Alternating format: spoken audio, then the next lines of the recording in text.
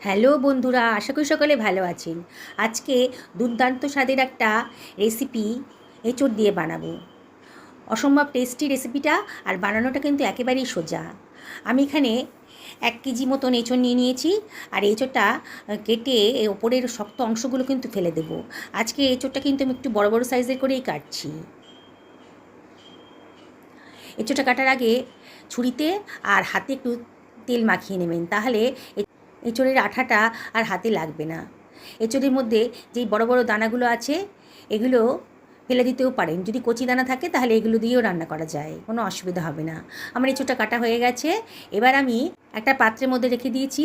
এর ভেতর দিয়ে দিলাম বেশ খানিকটা পরিমাণ জল, এঁচোড়টা যাতে ডুবে যায়। আর দিয়ে দিচ্ছি 1 টেবিল চামচ মতো লবণ আর 1/4 টেবিল চামচ মতো হলুদের গুঁড়ো। এইভাবে এটাকে খানিকক্ষণ ভিজিয়ে রাখবো।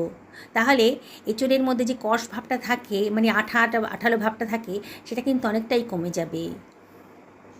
হাতে যদি সময় থাকে তাহলে আধ ঘন্টা মতো ভিজিয়ে রাখবেন। আমি এটাকে সরিয়ে রাখছি। আজকে এঁচোড়টা আমি আলু দিয়ে করব। খোসা আমি কেটে নিয়েছি, আর আলুগুলোকে একটু বড় বড় সাইজের করে ডুমো ডুমো করে কেটে নিচ্ছি। আলুটা কাটা হয়ে গেছে, সরিয়ে রাখছি। আমি কড়াইতে জল গরম বসিয়ে দিয়েছি। জলটা যখন গরম হয়ে গেছে, ফুটতে শুরু করেছে, তখন 1/2 টেবিল চামচ মতো লবণ এর ভেতরে দিয়ে দিলাম। এবারে এর ভেতরে দিয়ে দিচ্ছি কেটে রাখা আলুটাকে একটু ভাপিয়ে নেব। আলুর ভেতরে অনেক স্টার্চ থাকে, তা আলুটা যদি ভাপিয়ে রান্না করেন তাহলে স্টার্চের পরিমাণটা কমে যাবে। আমি এঁচোড়টাকেও একটু ভাপিয়ে নেব। তাহলে এঁচোড়টা ভাপিয়ে রান্না করলে তাড়াতাড়ি রান্নাটাও হবে আর খুবই টেস্টি হবে। কষ ভাবটা একেবারেই থাকবে না। মিনিট 3-4 হাই ফ্লেমে রান্না হতে দেব।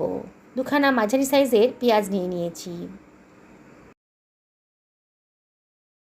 পেঁয়াজটাকে আমি রাফলি কেটে নিচ্ছি।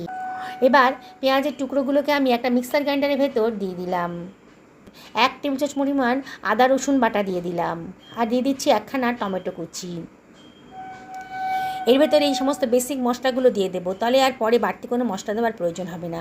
1 টেবিল চামচ মতো হলুদ দিলাম, অর্ধেক টেবিল চামচ মতো ধনের গুঁড়ো, অর্ধেক টেবিল চামচ জিরের গুঁড়ো, 1 টেবিল চামচ মতো লঙ্কার গুঁড়োও দিয়ে দিলাম, আর দিয়ে দিচ্ছি 1/2 টেবিল চামচের থেকে বেশি লবণ। এবারে 2 টেবিল চামচ মতন জল দিয়ে দিলাম। এবার এটাকে গ্রাইন্ড করে নিচ্ছি। দেখুন কত সুন্দর একটা স্মুথ পেস্ট তৈরি হয়ে গেছে। সরিয়ে রাখলাম। এঁচোড়টাও ভাপাতে দিয়েছি, 3 মিনিট মতো হয়ে গেছে। কালারটাও চেঞ্জ হয়ে গেছে দেখুন এঁচোড় আর আলুটার।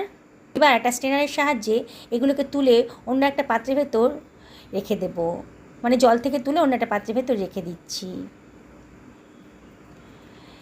সমস্ত এঁচোড় আর আলুটাকে সরিয়ে রেখেছি।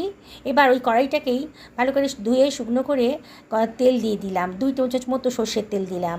তেলটা যখন গরম হয়ে গেছে তখন ভাপানো আলু আর এঁচোড়টাকে দিয়ে দিলাম। এর ভেতর দিয়ে দিলাম 1/4 টেবিল চামচ মতো হলুদের গুঁড়ো আর 1/4 টেবিল চামচ মতো লঙ্কার গুঁড়ো, আর দিয়ে দিচ্ছি 1/4 টেবিল চামচ মতো লবণ। লবণটা একটু কমই দিলাম, আমি কিন্তু এঁচোড় আলু ভাপানোর সময় একটু লবণ দিয়েছিলাম। এবার সব কিছু আমি ভালো করে মিশিয়ে নিচ্ছি।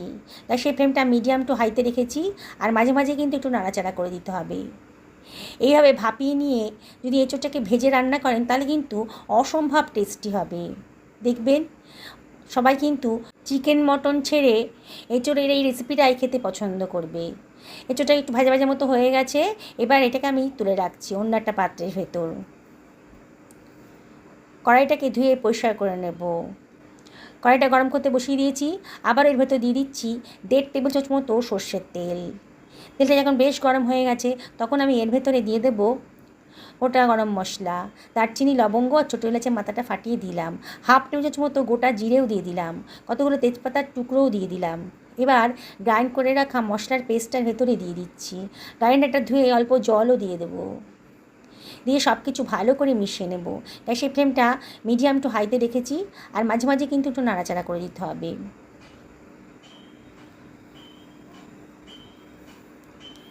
যত ভালো করে মশলাটা কষাবেন ততই কিন্তু টেস্টি হবে। আমি একটু কালারের জন্য 1 টেবিল চামচ মতো কাশ্মীরি লঙ্কার গুঁড়ো দিলাম। ইচ্ছে হলে দেবেন, না দিলেও কোনো অসুবিধা নেই। সব কিছু খুব ভালো করে মিশিয়ে নিয়েছি। এবার ঢাকা দিয়ে দিচ্ছি মিনিট 2-1 জন্য একেবারে লো ফ্লেমে। 2 মিনিট বাদে দেখুন মশলাটা কিন্তু কষানো হয়ে গেছে, মশলার গা থেকে কিন্তু তেল বেরোতে শুরু করে দিয়েছে। আবারও ঢাকনা খুলে মিনিট খানিক ভালো করে নাড়াচাড়া করে নেব। এবারে 2 টেবিল চামচ মতো দই আমি ফেটিয়ে রেখেছিলাম, সেই দইটা দিয়ে দিলাম, আর বাটি ধুয়ে একটু জলও এর ভেতরে দিয়ে দেব।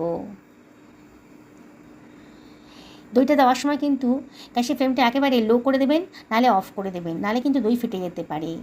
আমি লো করে রেখেছিলাম, সব কিছু ভালো করে মিশিয়ে নিচ্ছি। আবারও গ্যাসের ফ্লেমটা মিডিয়াম টু হাইতে করে দিয়েছি, আর মশলাটা আবারও খুব ভালো করে কষিয়ে নেব। অসম্ভব টেস্টি একটা রেসিপি আজকে তৈরি হতে চলেছে। এবারে ভেজে রাখা আলু আর এঁচোড়টাকে আমি এর ভেতরে দিয়ে দিচ্ছি, দিয়ে সব কিছু খুব ভালো করে মিশিয়ে নেব। বন্ধুরা, এঁচোড়ের অনেক রেসিপি তো আপনারা খেয়েছেন, আজকে আমার মতন করে এইভাবে বানিয়ে খান, দেখবেন কষা মাংসের স্বাদকেও হার মেনে যাবে, এতটাই টেস্টি। ভীষণই টেস্টি রেসিপি, লুচি, রুটি, পরোটা, ভাত, পোলাও যার সাথেই খান না কেন একেবারে জমে যাবে। রেসিপিটা ভালো লাগলে পরে লাইক, শেয়ার, কমেন্ট করতে কিন্তু ভুলবেন না। যেসব বন্ধুরা রেসিপিটা দেখছেন অথচ এখনও আমাকে সাবস্ক্রাইব করেননি, তাদেরকে আমি একান্ত রিকোয়েস্ট করছি আমার চ্যানেলটা সাবস্ক্রাইব করার জন্যে। পাশে দেখা বেল আইকনটা অবশ্যই ক্লিক করে দেবেন, তাহলে আমার রান্নার নোটিফিকেশানটা আপনারা চটজলদি পেয়ে যাবেন। 3 থেকে 4 মিনিট ধরে ভালো করে মশলার সাথে এঁচোড়টাকে কষিয়ে নেব। দেখুন, যত ভালো করে কষাবেন না ততই কিন্তু টেস্টি হবে। এবারে আমি এর ভেতরে দিয়ে দিচ্ছি 1 বাটি পরিমাণ জল। 1 বাটি বেশি দিলাম, এই 1.5 বাটি পরিমাণ জল দিলাম। এমন করে জলটা দেবো যাতে এঁচোড় আলুটা পুরোপুরি ডুবে যায়।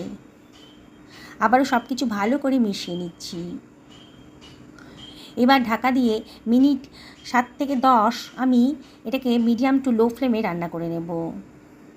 10 মিনিট বাদে দেখুন, দেখেই মনে হচ্ছে এঁচোড় আলুটা কিন্তু অনেকটাই সেদ্ধ হয়ে গেছে, তা একটু চেক করে দেখতে হবে।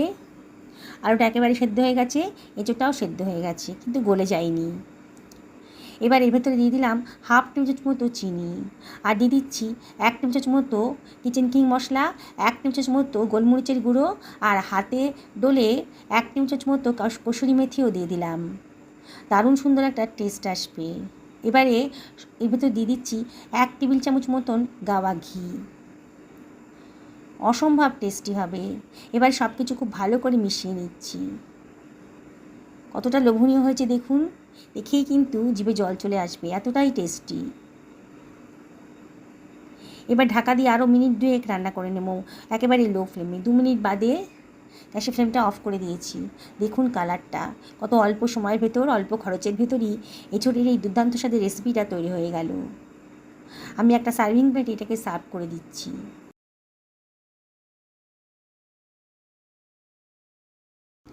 আমি আপনাদেরকে রিকোয়েস্ট করব একদিন বাড়িতে বানিয়ে ফেলুন, পরিবারের সকলকে খাওয়ান, দেখবেন তারা দারুণ খুশি হবে, নিজেও খান, নিজেই অবাক হয়ে যাবেন। নিজের রান্না দেখে বিশ্বাসই হবে না যে আপনি এটা রান্না করে ফেলেছেন। একদম আমার মতন করে রান্না করুন। দেখুন এঁচোড়টা একেবারে নরম হয়ে গেছে। সকালে ভালো থাকুন এই কামনাই করি।